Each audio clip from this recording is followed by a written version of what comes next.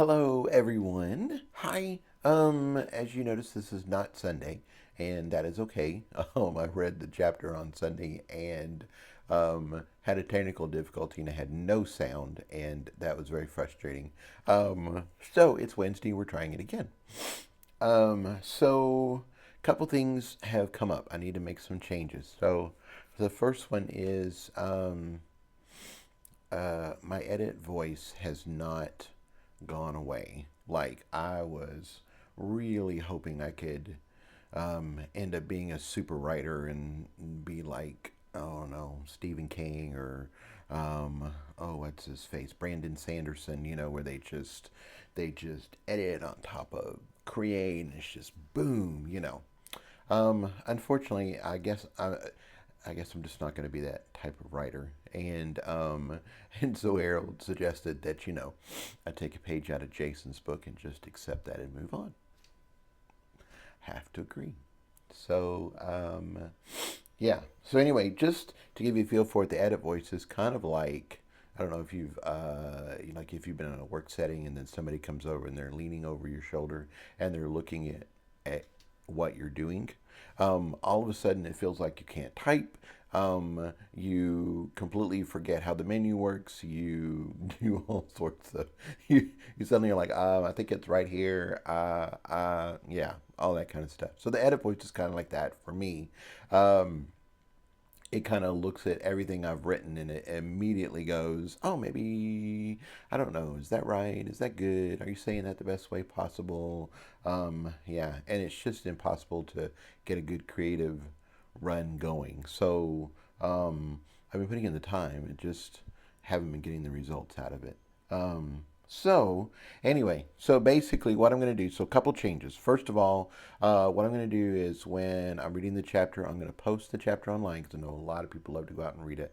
I also get lots of wonderful feedback from everybody, and I certainly very much appreciate that. And and that is great. I want edit on punctuations, better word choices, like all that sort of stuff. That's what I need. So if you throw that in there, that's awesome. But I'm not gonna look at it or go through it until it's actually edit time at the end of the book. So I think that's one good positive. The second thing that I'm going to do is I am going to read a chapter every week up through, which should get us up through Christmas, I think. And that'll get some momentum, kind of get the fun going and everything, which I think will be a lot of fun. And kind of get the flow going on the edit side. As you can see, we got a special guest. Hey, baby. Hi. Say hi to everybody. I know you're so handsome. I know. Um, and then I am going to be focusing on getting in the creative mode, and I'm not going to be reading here or doing anything. I'm just going to just focus on doing that. And I think the one of the best ways to do that is for me to just read like a lot, because as soon as I do, eventually I get tired of reading, and then I'm thinking, I could write something that's better than that, because it's what I write is perfect for me. So so yeah, so that's what I'm gonna do. I'm gonna do lots of reading, followed by lots of writing, and I'm just gonna plow through and get through the book, in a good way. In a good way. Not like I'm just trying to get this book over with. That's not the point. It. I want it to be fun and interesting and exciting and all the amazing things. And I like what I've got so far, and I just don't want to.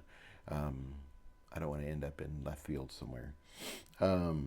Okay, then once we get close to the end of the book and I have a bunch of chapters written, then I'll come back here and then start reading a chapter a week to kind of get everybody caught up. We, like at that point, finish up the book. It's doing great, all that good stuff. So yeah, so it'll look like a break from you guys' perspective for a while, but I'm hoping that just gets the show back on the road again. Um, yeah, exciting. Okay. Um, I think I said everything that I need to say. So let's go with chapter 17 Annabeth PiCuBB. The dummy reformed completely and settled into its neutral stance. Your goal for the bashing test is simple, Tariq explained. You just need to knock him off his feet within 20 strikes, which you have 1 minute to complete. Every strike you land will automatically weaken your opponent and make it easier for him to fall. As the level increases, he will become heavier and more resilient. Understand? Annabeth nodded. Begin, Tariq commanded, and Annabeth exploded into action. Her first blow took the dummy in the side and knocked in part of his chest. She wasn't using a POW, so I guess she wanted to see how she did with her own strength. Her second blow knocked in the other side of its chest.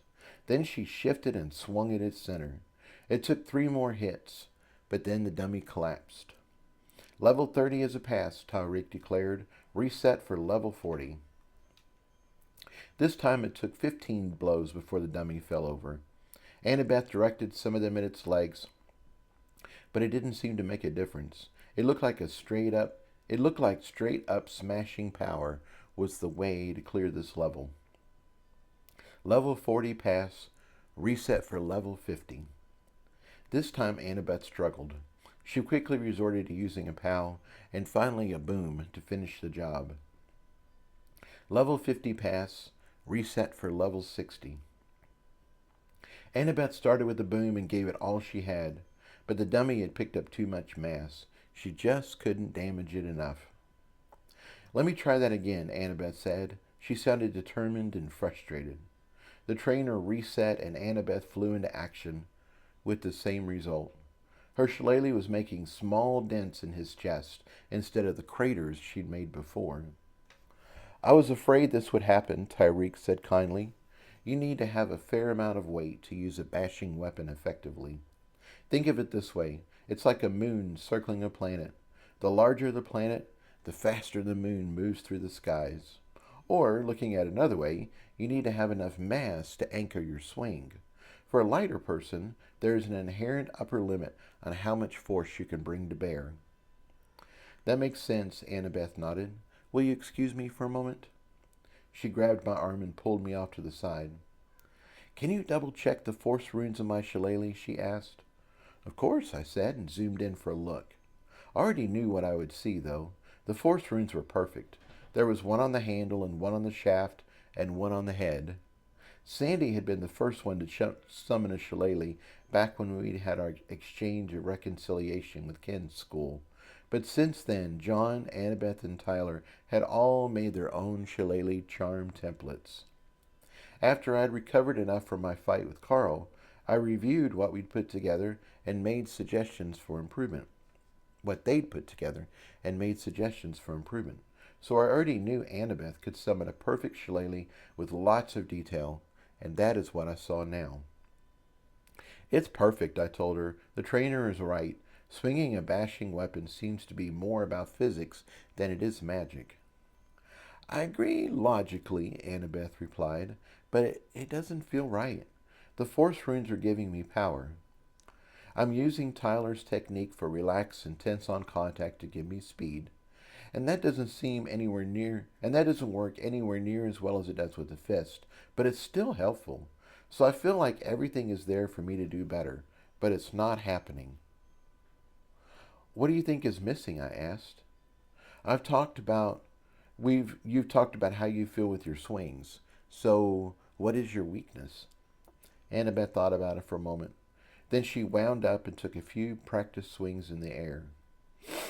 I'm slipping, she said finally. I'm moving the weapon so fast it's pulling me around too, which is what Tariq is talking about with the mass. But the real problem is my feet are slipping on the ground.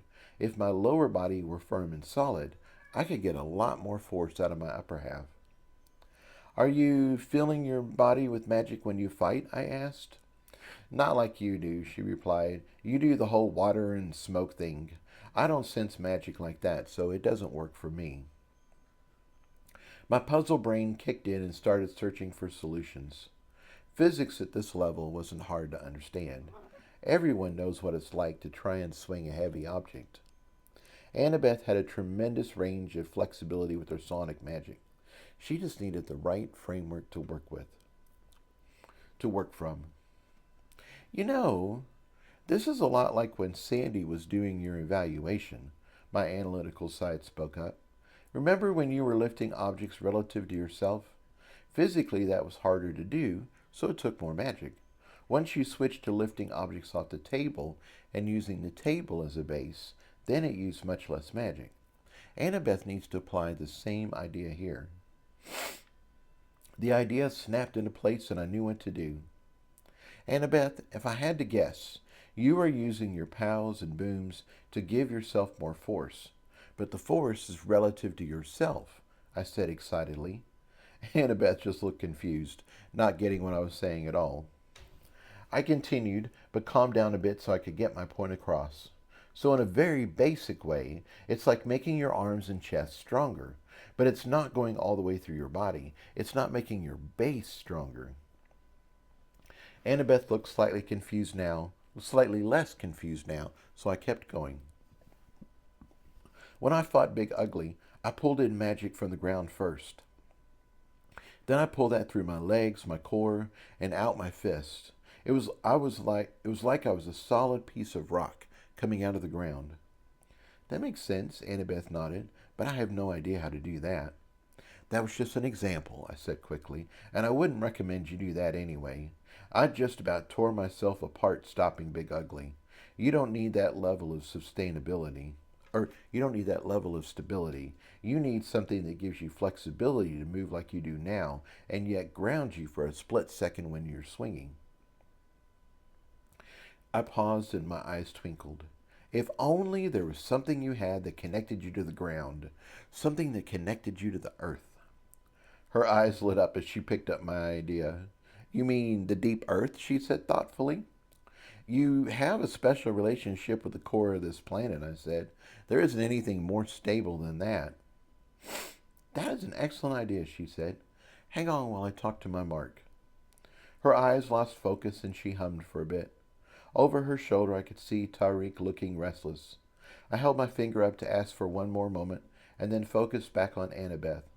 I could see her magic moving, but I wasn't sure what she was up to. Pow, she said as she swung her shillelagh. I felt like it was more of a test blow, and I was right as she did it several more times. Pow, she said again, and this time the tones blended together even more. Oh, pow, blah, wasn't sure what she said, blah. Pow, she said again, and this time it was different. This time it had a whole new level of authority, like she was speaking with two voices, her own and a deep bass voice. It was like James Earl Jones was backing her up. Pow, she said again, and this time the tones blended together even more. She focused on me and her eyes flashed with excitement. I'm on the right track. It's still not there yet, but I'm close. She went back to humming and I felt her magic churning.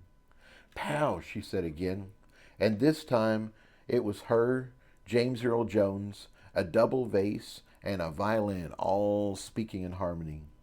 That's it, she exclaimed happily. I think I've got it. It's not perfect, and I think I could expand the idea even more, but now the deep earth is working through me. Let me practice a few more times and then I'll be ready. Sure, I replied, and watched as she did her earth pows several more times. It was fascinating as I saw her magic vibrate with each blow and split into different bands of pink. It was still the same shade of pink, but it briefly spun into lighter and darker versions of itself. Mixed in with that, I saw the mark of the deep earth's lava orange, like a shower of sparks. The best part was, I saw an orange flash under her feet, too. I'm ready, she said confidently, and together we headed back to Tariq. Did you tweak your weapon again? He asked. Oh, not this time, Annabeth replied. My weapon was fine. This time I tweaked my swing. Oh, well then. Tariq looked confused, but he recovered quickly. I'm not sure how modifying your swing is going to help, but let's see if it makes a difference. Dummy, reset, level 60. He gestured for Annabeth to have at it. She took a deep breath and let it out. Then she stood there and hummed for a moment. I knew she was probably communicating with her mark again, but I'm sure Tariq had no idea what was going on. This wasn't music class, after all. He was just about to say something when Annabeth let loose. Boom! She commanded in her new earth voice and struck the dummy in the middle of his chest. This time his chest imploded inward and he looked like he'd been hit by a meteor. He staggered back and was already starting to fall when Annabeth hit him again. Boom! She knocked him back several feet and the dummy hit the ground hard. Tariq's mouth dropped open in shock. For that matter, the rest of the crew looked shocked too. Annabeth just looked relieved that her new earth boom had worked. Remind me not to get on your bad side, Tyler said, and gave her a high five.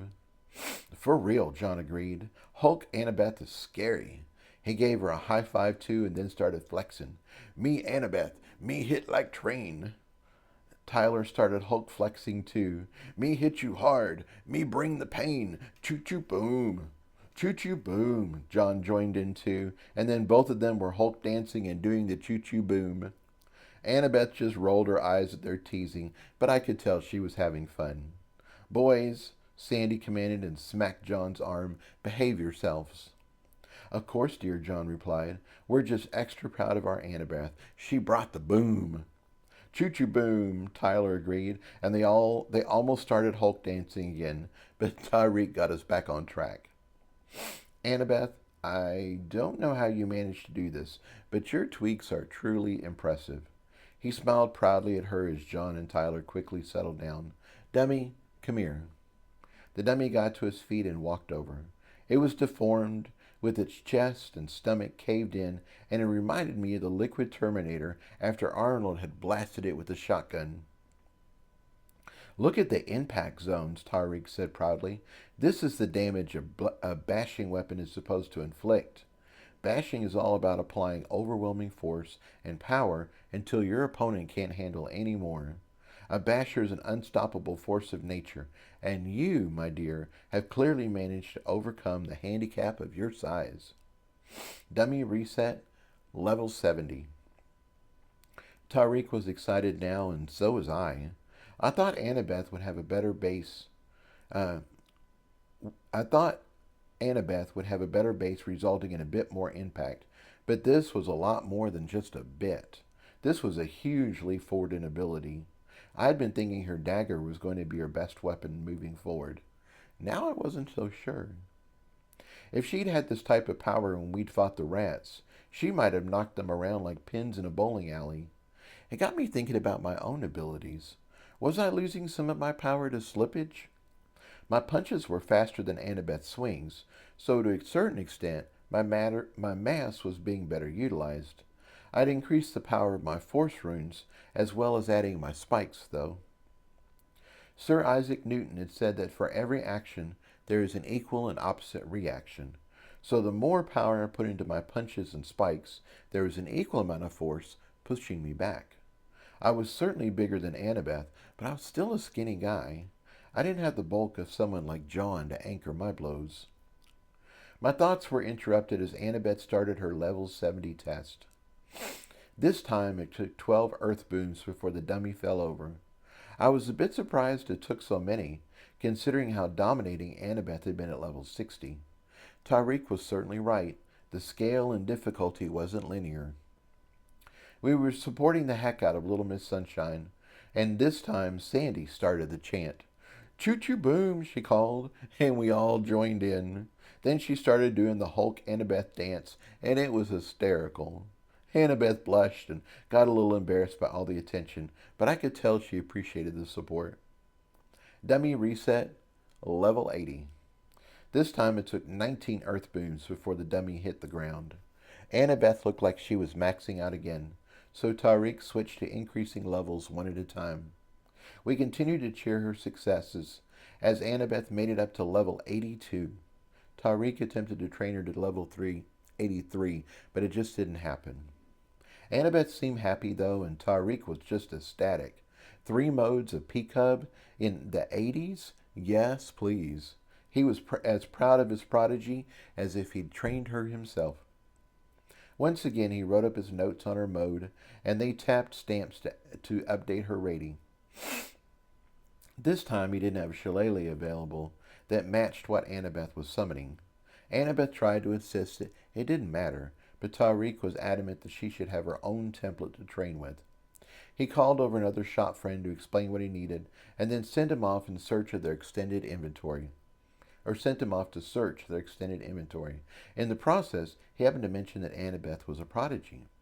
Soon after, I started to notice other trainers and shop friends drifting our way. It wasn't a large number, as Wet's Edge was a busy place, but suddenly the short sword section seemed to be the place to be. Suddenly the short sword section had become the place to be. Annabeth didn't seem to notice anything different, so I didn't say a thing. If she knew she was being watched, it would just make her nervous. There's only one mode left, and that's blocking, Tariq said. This mode is very different from the others, as this time you're not the one generating the attack. Blocking is more about timing and redirection than it is about force. As a result, scores can vary wildly from the other modes. It's actually fairly common that a mage is a great attacker and not that great at defense, or vice versa. Normally I tell you not to get your hopes up for a high level, but you've blown me away so far, so let's see how you do. The test for blocking is simple. You just need to stay inside the ring without sustaining a deadly wound for 1 minute. Tariq gestured to a nearby open platform. It was raised about a foot off the ground and looked like a boxing ring without the posts or ropes.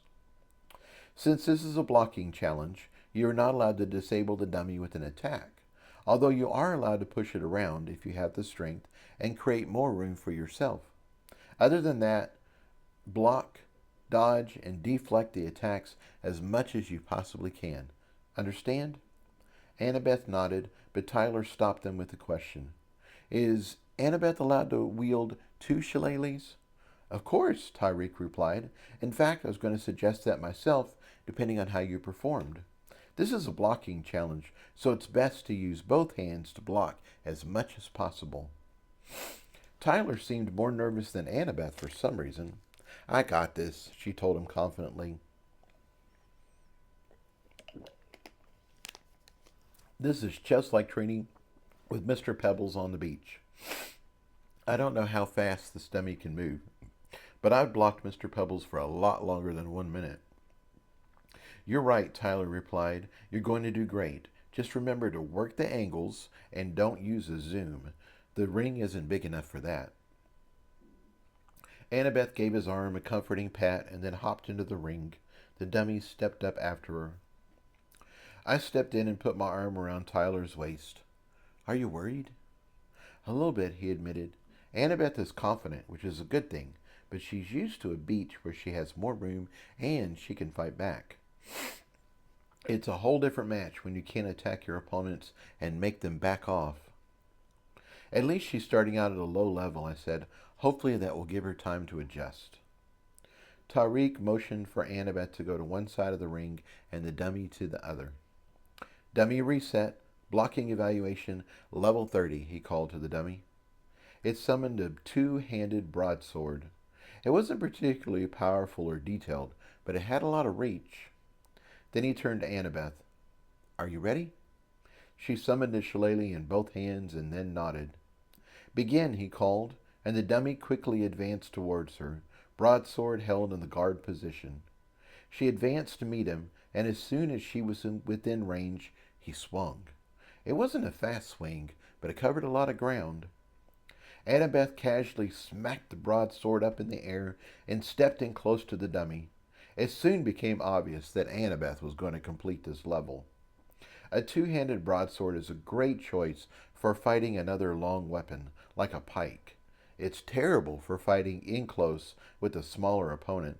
The dummy tried to swing, but Annabeth crowded him and he had no room to develop any momentum. He finally switched to using the hilt and tried to thrust it into her head like it was a long nail.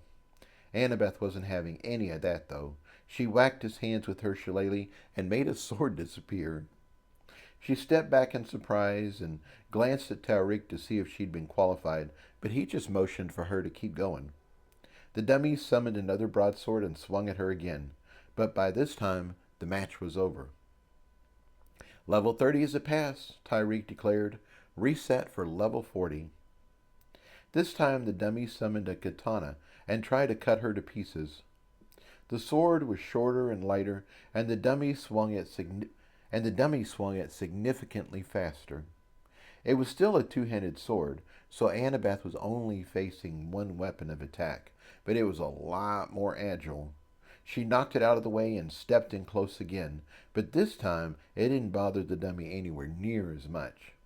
Annabeth was still faster, though, and with two defensive weapons, she was able to shut him down. Level 40 is a pass, Tariq declared. Reset for level 50. For level 50, the dummy armed himself with two battle axes. Since they both had two weapons, the action quickly ramped up to a whole new level of speed. Both of their weapons were flying, and it quickly looked like this should be level 80, not 50. The spectators abandoned their casual pretense and started yelling encouragement. The only thing that saved Annabeth was her footwork. She kept stepping to the side of the dummy, forcing him to reset before attacking again. If Annabeth had been allowed to attack, she could have hammered him in those moments and ended the match. Tyler was right. A good offense forces your opponent to respect your space. Without that, Annabeth was operating with a huge handicap. Level 50 is a pass, Tariq declared. Reset for level 60. Tyler motioned to Annabeth and she came over. She was winded from the intense flurry of action, so she could use the break anyway. Target his weapons, Tyler said. I don't think you can attack his body, but it looks like you can hit his hands and whatever he's using to attack. Don't go overboard or leave yourself open, but if you get a chance, force him to defend his own weapons. Thanks for the tip, Annabeth said. I was just trying to survive that last round. It was fun, though. We got a big sunshine smile, and then she headed back to her side of the ring. It looked like Annabeth was enjoying herself. For level 60, the dummy came at her with a large triangular shield and a one-handed warhammer. I thought the shield was a curious choice until I realized he was going to try and push her out of the ring. Annabeth wasn't having any of that. She earth-boomed his shield and knocked him out of the ring instead. It was awesome seeing our little warrior swatting him around. Level 60 is a pass, Tariq declared. Reset for level 70. This time the dummy used two warhammers, which was almost the same weapon setup Annabeth was using. At level 70, the dummy was fast, powerful, and skilled. Once again, the action got intense, and the crowd got a bit wild as they cheered her on. Annabeth's saving grace for this round was the fact that her shillelaghs were better than his warhammers. Her weapons had more detail and more magic. When the weapons clashed, the dummy's warhammers were the ones that lost out. Level 70 is a pass, Tariq declared. Reset for level 80. The dummy was back to using a shield, although this time he paired it with a longsword. He was a lot tougher than he'd been at level 60, and Annabeth couldn't knock him out of the ring this time. His shield was bigger too, which made it much harder for Annabeth to get around. At one point, he had Annabeth backed into a corner, and although she hammered the crap out of his shield, she couldn't get him to back off. Faced with no other option, she jumped and flipped over his head. The dummy had primarily been using his shield to bash, but he still had his longsword. As Annabeth flew over his head, he swung up at her. The spectators gasped, but despite being in midair, Annabeth saw it coming and knocked it out of the way. It was an amazing feat of agility and skill, and the watching trainers went wild. A few seconds after that, Annabeth won the match. We cheered the choo-choo boom and did the Hulk Annabeth dance, which got us a few curious looks, but the other trainers started joining in. Annabeth just laughed, bowed, and took it all in stride. Level 80 is a pass, Tariq declared. Reset for level 81. Once again, the action was fast and furious. Annabeth made it through that level, but failed the next one. The dummy started using his longsword even more, and it made for an effective surprise attack. Annabeth had to give it everything she had to keep the shield from bashing her out of the ring. The sudden attacks by the longsword were just too much for her. Annabeth took a moment to catch her breath and then tried it again, but she missed the second time. She missed it the second time, too. Tyreek didn't give her time to get discouraged, though, as he hopped up on the platform and addressed the other trainers that had gathered around. I would like to introduce you to Annabeth Mance. She is reaching the end of her first year as a mage, but I know we will be hearing a lot more about her in the future. Her levels are as follows. Piercing, 85. He paused to let that sink in. I saw most of the trainers nodding in appreciation of her score, and several looked shocked. Cut, 80. The trainers started murmuring among themselves in excitement. They hadn't been here at the beginning, so I'm sure this was news to them. Bash, 82. Their voices grew louder. Some of them sounded excited, and some of them sounded incredulous. Block, which you just saw, 81. That means Annabeth ranked in the 80s for all modes in PiCuBB. I don't need to tell you how rare that is for a young mage, much less a first year. All the trainers except one gave Annabeth an enthusiastic round of applause. The last trainer looked sour, like he didn't want to believe this was real. The sub is level 7, he growled. When was his last spec? He was spec'd last week, Tyreek said gleefully. See for yourself. The grumpy trainer went over to the dummy and started asking questions in a low tone. I think there must have been some personal animosity between Tyreek and Grumpy, as Tyreek looked practically triumphant. Given the levels and the age of the applicant, I declare Annabeth a true prodigy. Does anyone gainsay my assessment? The trainers laughed like, of course not. Then everybody looked at Grumpy. He finished his last question with the dummy, and then reluctantly nodded. I agree with your assessment. The young mage is a prodigy. He walked up and briefly shook Annabeth's hand in congratulations. Then he stomped off like he'd eaten a bad plate of beans. That started a trend as the other trainers gathered round and took turns personally congratulating Annabeth. To my surprise, they also came over and congratulated us. Tyreek stayed with Annabeth for a few minutes to make sure she was fine, and then came over to congratulate us himself. He asked questions about Annabeth joining the house and when she had started her training. He was especially interested in how Tyler had taught her. I let Tyler answer all the questions as I didn't want to give anything away.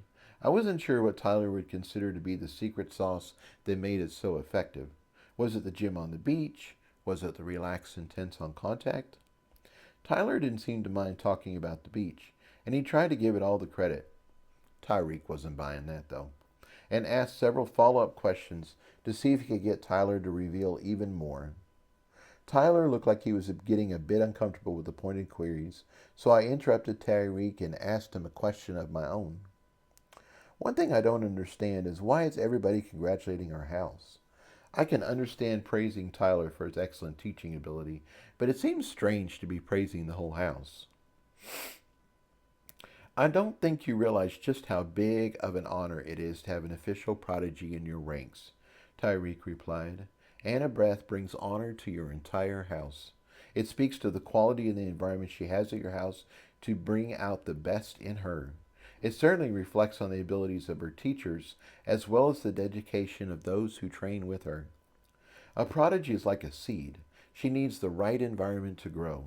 She has the ability and the talent in herself, but the knowledge and the dedication come from the environment.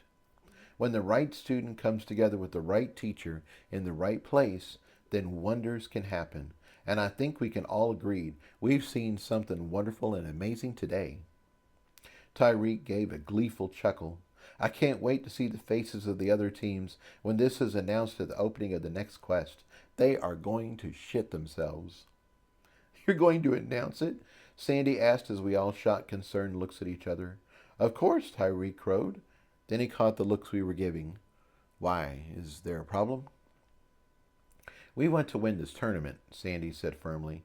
Then she paused and emphasized it again. We must win this tournament. And right now, one of the biggest advantages we have is that everyone is underestimating our abilities. If Annabeth's abilities are announced to the entire tournament, then the other teams may take us seriously. Currently, the other teams think we are just a house team that lives in a hole in the ground with no abilities. We are a curiosity to them, nothing more. If they started to take us seriously, then they might target our team and make winning that much harder. Oh, Tyreek didn't sound happy. I think he wanted to have this big moment of celebration for Annabeth, but also for him. After all, he got to say he discovered her. I understand what you were saying, but it is mandatory to announce when a person with disability is found. This is a big deal for her, and I wouldn't be doing her any justice not to broadcast her abilities. Sandy was getting ready to argue, but he held up his hand to let him finish. I don't know if you know this or not, but this tournament is about more than just competing and winning prizes. It's also about showcasing the abilities of the up-and-coming mages.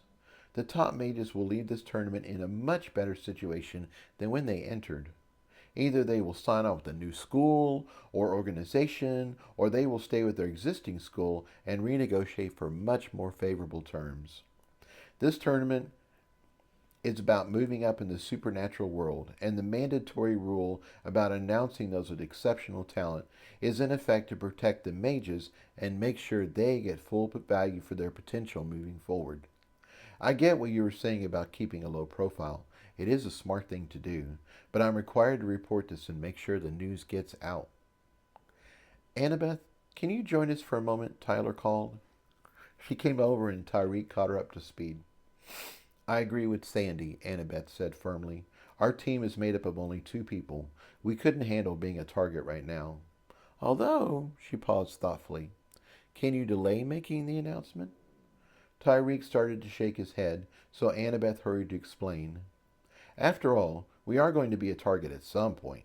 Maybe not the next round, but if we complete the round after that, people are going to be talking. That would be the ideal time to announce the news. The teams that'll want to target us will already have us in their sights. However, when the others hear we have a prodigy on our team, they may just stay away. At that point, the news could actually work in our favor. Tyreek bit his lip in thought, and then gave a shallow bow. Let me speak to the others and see if that is possible, he said, and went over to talk to the other trainers. It will be good to get all this worked out before he sees what you can do, Jason, Tyler chuckled. Having 2 first years perform well is going to blow his mind. My crew nodded enthusiastically, but I was starting to feel nervous. Annabeth had done so well, and she'd set the bar really high. Could I come even close to that? I had faith in my creations. T had done an amazing job putting me back together, and my spikes had already proven themselves. But I'd just come out of a horrific experience with Carl in the cave. His stolen acidic magic had melted my feet and my back off. Red and the Hex Network had given it all they had to protect me, but the magic had just been too powerful. I'd recovered enough to do a tiny bit of training at the beach, but I didn't feel like I was anywhere near full strength yet. I'd been winging it, and so far it had worked out. Logically, I knew I was whole and healthy again, but emotionally, I still felt damaged. Are you sure I should be taking this evaluation? I asked. I don't mind waiting until later. It might be better if I took it next year. You're going to do fine, Tyler said as he put his arm around me. It's okay to feel nervous before something like this. You've trained hard and learned a lot. This is a wonderful opportunity to see your levels and get a definitive idea of how you're doing. Tyler was being supportive, and his arm around me felt wonderful, but suddenly I was sure I didn't want to do this. I just wanted to get out of there. My body language must have shown what I was feeling because Annabeth spoke up. Jason, this is more than just a nice opportunity. You need this. She took my hand and gave it a gentle squeeze. You've been through a lot, and you've grown a lot because of it, but I don't think you've settled into your new abilities yet.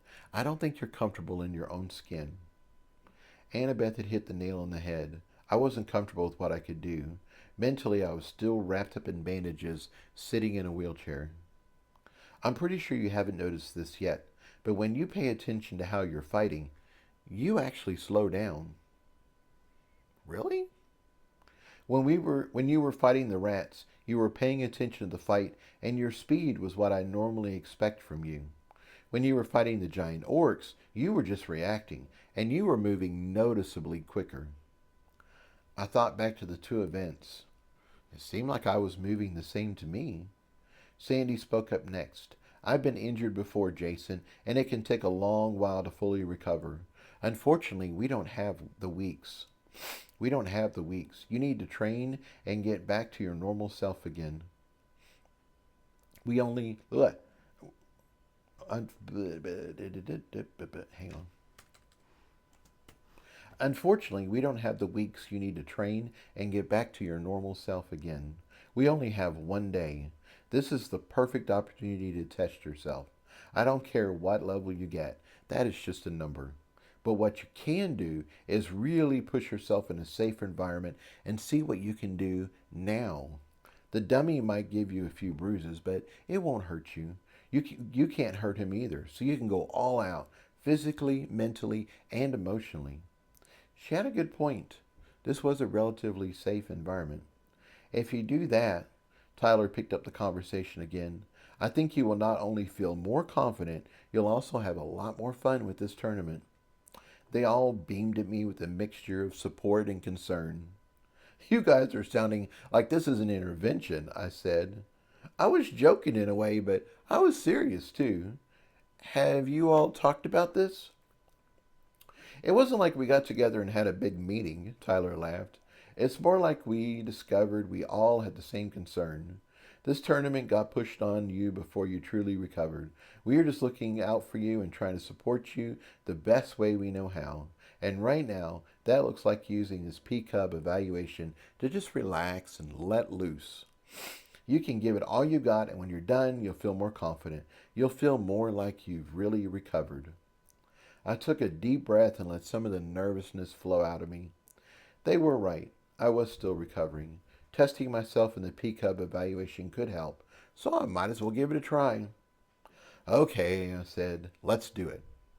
Yay! Annabeth cheered and gave me her trademark happy hug. Sandy and John looked like they were going to chime in too when Tyreek came back and interrupted us. I've talked with the other trainers and we have agreed. We will hold off making any sort of announcement for 2 more rounds of the tournament. Yay! Annabeth cheered again and gave Tyreek a trademark happy hug of his own. She got a gruff pat on the back in return, but he looked down at her fondly. It's hard not to love Annabeth and all her sunshine, so I knew she'd have Tyreek wrapped around her finger before the day was through. Just a reminder, Tyler interjected. Jason is also ready to be evaluated today. Of course, Tyreek replied. Let me finish up with Annabeth, and then we can get to it. Take your time, I said. I need a moment to get ready. I want to incorporate one of Annabeth's tweaks into my own style. Tyreek bowed and then started talking to Annabeth. Sandy and John stayed with them as I wandered off with Tyler to find a quiet spot. Are you okay? Tyler asked. Yeah, I'm good, I replied. It just feels like life is coming at me really fast right now. Well, it feels that way because it's true. Tyler chuckled. Then he gathered me in his arms and held me for a long moment. He didn't say anything more because he didn't need to. His embrace said it all. Tyler was here for me, supporting me, being strong for me, listening to me. He gave me the freedom to find my own way and yet had my back. I was a lucky man. I wrapped my arms around him and rested my head on his shoulder. I took a long moment just to be at peace. I breathed in his manly scent and rested in his strength. We stayed that way for what seemed like a long time, probably longer than we should have, but I was okay with that. Life can't always be about battles or rushing from one crisis to the next. I was fighting for a reason. Having moments like this centered me and kept me going. I'm going to do some work in the throne room, I said finally. Hopefully, I shouldn't be too long. Just do what you need to do, Tyler murmured in my ear. I'll be here for you. I nodded, centered myself, and then dove into my throne room. Everybody gather round, I called. It's meeting time. Eggy appeared in his silver soldier form, sporting plate armor and a long sword at his side. Annabeth appeared in full business attire, wearing a zinc-colored, silver-blue pantsuit and high heels. Her copper hair was pulled back, and she was wearing a designer pair of glasses. Peggy and I were so surprised we just stared at her. She shrugged like, I'm a woman. I'll wear what I want. Okay then. Once I got over my surprise, I had to admit she looked fantastic. She looked like she'd be at home on the runways of Milan or at the boardroom of a $1 billion company. The mark of the Lagerelle showed up. The mark of the blah, blah, blah. The mark of the Lagerelle showed up, looking like a tree, of course, and the mark of the deep earth appeared in its crystal geode form. Greetings, everyone, I said. Then I took a second look at the deep earth. Have you changed somehow? You seem bigger, more solid. It took a long time to answer, and I started to get worried when it finally spoke. I'm refining. I waited, but it didn't say anything more. What are you refining? I asked. Was this a new deep earth thing I didn't know about? Was it eating ore somehow? I figured out the answer just as the deep earth started sending me images. It had eaten the Rat King's core, and now it was slowly digesting it. My deep earth was having the equivalent of a food coma. It had eaten Christmas dinner, and now it wanted to sit in the recliner and fart while it took a nap. Oh my God, I scolded it. You steal our core, and now you went to sleep? Wake up, I need you. I got back images like I had a tummy ache, and I was talking too loud. My mark hadn't only overeaten, it was acting like it had a hangover, too. I was going to scold it some more, but then I just sighed. It was a pretty awesome mark, all things considered. I really didn't want to be mad at it. Would you like some more magic? I asked, while I reached out and gently stroked one of its crystal spikes. No, it replied vehemently, like I'd just suggested it eat greasy fried eggs on a queasy stomach. For a moment I thought it was going to throw up, although I had no idea what that would look like. Would you like me to withdraw some of my magic? I asked. No. I got images that it needed my magic to slowly refine the stone magic of the Rat King. Right now there was an uneasy balance inside it. Eventually it would be okay, but it didn't want me to do anything. It was here to help however it could. But right now I couldn't expect much. Well, that is a real shame, I said, because you are the one I really need to talk to. I'm hoping everyone was watching, but if not, here's a summary of what happened with Annabeth. I sent out images of Annabeth's PiCuBB evaluation. The other three had been watching and knew what was going on. The part I want to work on right now is developing my own version of Annabeth's Earth Boom. She figured out how to anchor herself to the earth, and that stability significantly increased the power she could generate with her blows. I've done something like this twice before, once with Big Ugly and once with the Centaur Guard. Both times they were charging me, and I pulled power from the earth to anchor myself. The problem with this technique is that it really anchors me. It takes at least a minute to release the earth so I can move again. That won't work in a real fight. I need to anchor myself for a split second and then instantly be able to dodge or move again. Mobility is a big part of my defense. I just can't lose that. I paused and waited for the deep earth to give me some feedback. It didn't. Annabeth talked to her mark of the deep earth, and they figured out how to do it with sound. I'm more of a soul person, so I need to get this working for my way of doing things. I paused again, and we all looked at the deep earth. It said nothing. Do you have any ideas? I asked. I scented a feeling of persistence. I wasn't leaving it alone until we figured it out. and we needed to figure it out quickly. I waited. Connection, it said finally. Connection, I repeated. How does that help? I waited, and then suddenly I received a burst of thought and ideas. Connection for the earth was different than how I understood it. Connection was more than just being able to communicate with another being. Connection was knowing everything about yourself in relation to something else. Connection was knowing if you were hotter or colder than the other being. Connection was knowing if you ranked higher or lower in the earth. Connection was a complete comparison in every way with another being. Who was bigger? Who was denser? Who was under more pressure? Who shone brighter? It wasn't just one other thing. It was everything. It was knowing your place in the world. It was about knowing yourself because you knew everything about those you connected with. That's why my mark was so interested in other earth items that were magical. The more it connected with the new items, the more it learned about itself. And in turn, the more those items learned about themselves by being connected with my mark. That's why the apparitions have been so affected when the deep earth had touched the stones in their core.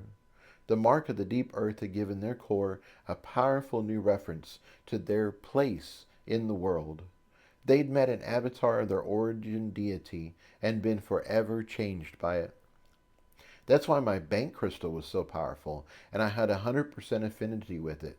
That's why talk had been awakened in a whole new way. I suddenly had a thought and turned to Penny and Eggy. They had been enhanced. They had been enhanced by the mark of the deep earth as well. I had been so out of it at the time that I'd never noticed. They knew their place in the world and were much stronger for it. The concept was so strong, it took me to my knees. Humans just don't connect like that. We are individuals. We have our own feelings, emotions, and ways of relating to the world. One person's sorrow or joy is not the same as another's. We measure ourselves against each other, but not to this degree. Sure, we're pack animals, and we do our best when we live together, but we aren't connected like the elements of the earth. I screamed as I felt like my head was going to explode. The concept of discovering our place in the world was a divine one. I felt all the connections of the mark of the deep earth. I felt all the connections the mark of the deep earth had made, and all the connections it had automatically made from its association with the deep earth itself. The deep earth was just too vast for me to comprehend, but behind it all, I could feel Mother Creation herself. Her place was the source of all creation. I am that I am, and all life as we know it flowed from that statement of power. The reality was just too much for my mind to handle. I was about to start screaming again when the mark of the deep earth shut it down. Suddenly, the conduit to the reality of creation was gone. Only an echo remained. I took deep breaths and hugged myself on the floor. The echo I could handle. It was just going to take a minute. My mind gradually stuffed everything I'd seen and felt into a context I could manage, and I pulled myself together. This is my place, the mark of the Lagerelle said, and suddenly my mind was flooded again. This time the mark limited it to just a small glimpse of what was possible. Its understanding of place was the same as the deep earth's, but this time it focused on how it changed over time. The place of a seed was vastly different from the place of a full-grown tree. It also explained more about connection, as the place of a tree and the place of the growth around the tree were tied together, as was the forest the tree resided in. Stop, I commanded as the mark of the Lagerelle expanded its sphere of connection and started including even more of the world.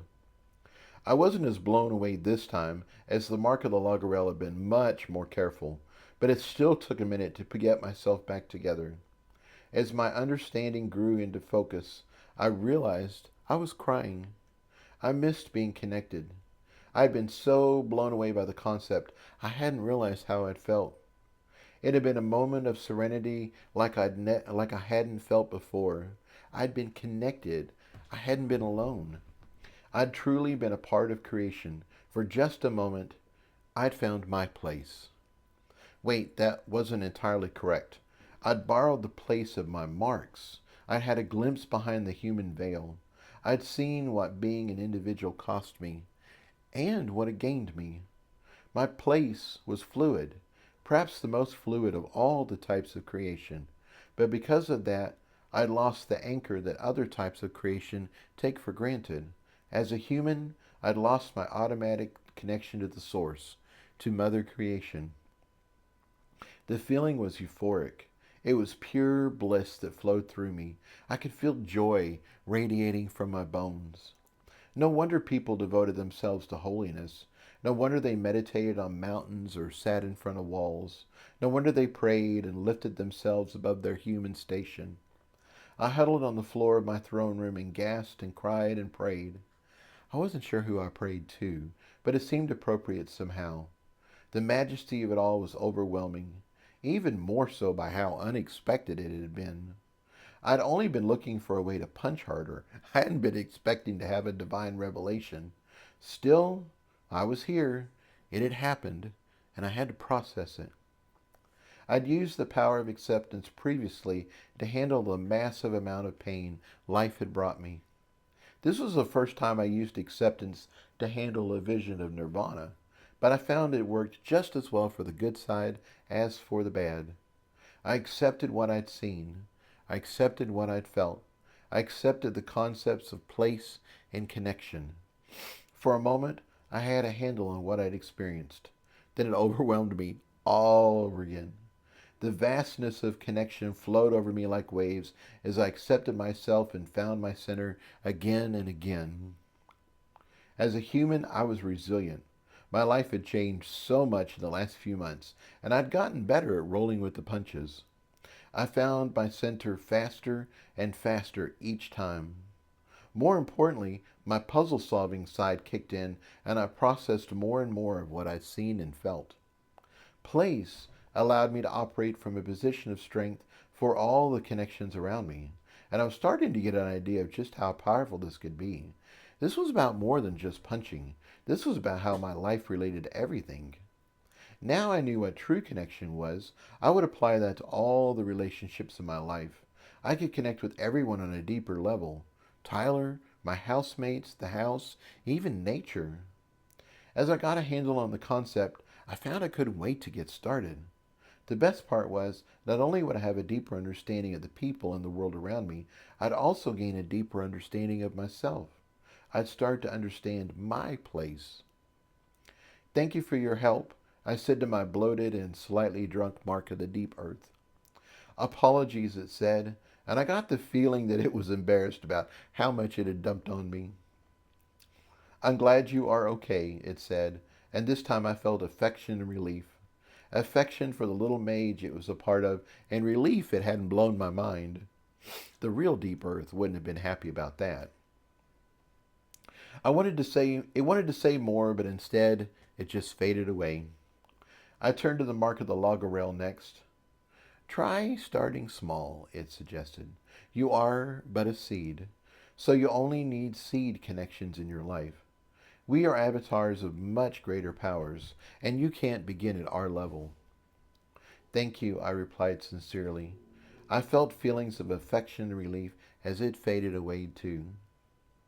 You are my source, Penny said and gave me a warm hug. She knew us fleshy creatures like that. We are already connected in the best way possible. You are my chosen source, Aggie said, and gave me a warm hug too. We are always here for you. Both of them beamed at me, and I felt their regard in a way I never had before.